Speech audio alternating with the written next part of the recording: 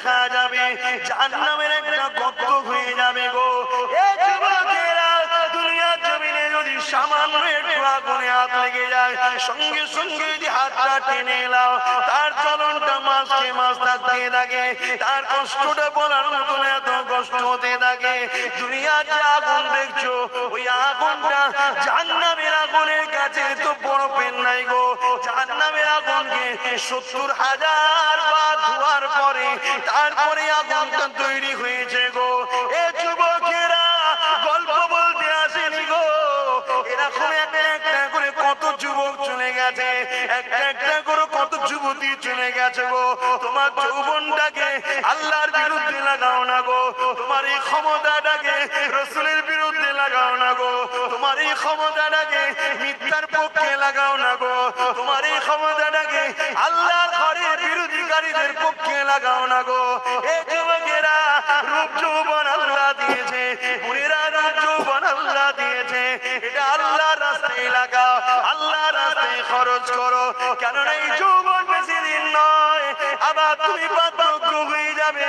এই বয়সে যে বেশি বেশি করে ইবাদত করো, আল্লাহকে সিজদা দাও, রোজা রেখে রেখে জিন্দেগি কাটাও, কোরআন তেলাওয়াত করে করে যদি কাটাও, রাসূলের মাহফিলে গিয়ে গিয়ে যদি কাটাও, হালাল ইনকাম করে করে যদি কাটাও, কারণ হালাল ইনকাম করাটা ইবাদত। গরিব এতিমদেরকে দান খায়রাত করে করে যদি কাটাও, কোন মানুষ বিপদে পড়েছে, তাকে অর্থ যদি দিতে নাও পারো গো, শরীরে মেহনত করে তাকে সহযোগিতা করতে পারো গো। এ যুবকেরা, মনে রেখে দিও, কাল কিয়ামতের ময়দানে এত কঠিন জায়গা হবে। কি মনে করছো দুনিয়ায় সব জায়গায় দাদাগিরি দিয়ে পার হয়ে যাবে? লাঠির জোর আছে, প্রশাসনের জোর আছে, নেতার জোর আছে, সব জোর দেখিয়ে দুনিয়ায় চলে যাচ্ছ। মনে রেখে দিও, আখিরাতে দেখাবে মনে করে রেখেছো না বন্ধু না। আল্লাহ কিয়ামতের দিন বলবে জাহান্নামকে, এ ফেরেশতা যা আমার জাহান্নামকে নিয়ে জার্সির পাশে পার 70,000 জিনজিল দিয়ে আল্লাহ জাহান্নামকে বাঁধাবে। আল্লাহ পাকের এক একটা জিনজিলেতে ওই জিনজিলে 70,000 বাঁধা হবে, এক একটা জিনজিলে 70,000 করে ফেরেশতা ধরে রাখবে, জাহান্নামকে ধরে রাখতে পারবে না গো। লম্বা লম্বা জয় পার করে গুনাহগার করে ধরতে যাবে গো। ওই জমিনে আদম নবীও নফসি নফসি বলবে, মুসা নবীও নফসি নফসি বলবে, ঈসা নবীও নফসি নফসি বলবে।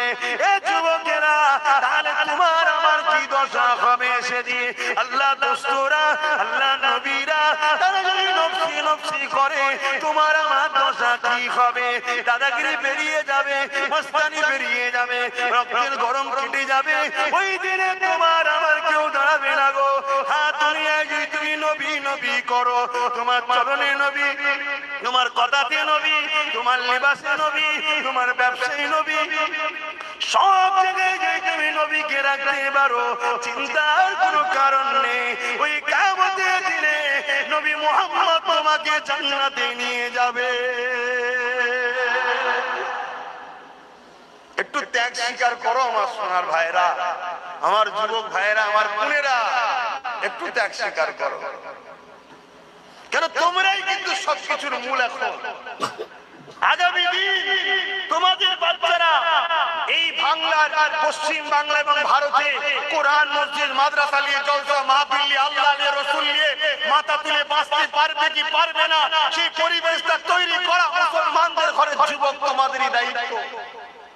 তোমার ধর্ম তুমি পালন করো, তোমার মসজিদে তুমি যাও, তোমার মাদ্রাসায় তুমি আসো, তুমি এখান থেকে দিন শেখো, এই মাদ্রাসা বানাও, এখানে তুমি আসো, একে পিয়ার করো, তাহলে তোমার বাচ্চাগুলো তোমায় দেখে দেখে শিখবে।